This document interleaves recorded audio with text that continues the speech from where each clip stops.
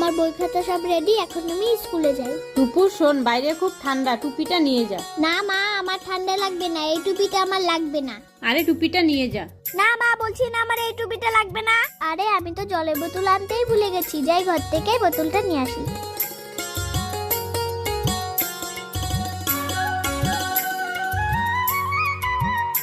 সুখী হ। Bye bye. ইস কি ঠান্ডা, মা বলেছিল টুপিটা আনতে, টুপিটাও তো আনলাম না। একটা কাজ করি, ব্যাগে রুমাল আছে, রুমালটা মাথায় দিই।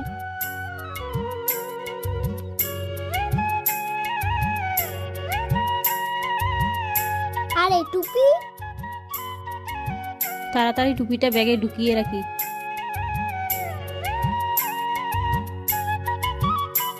এরকম মায়ের জন্য একটা লাইক হতে পারে।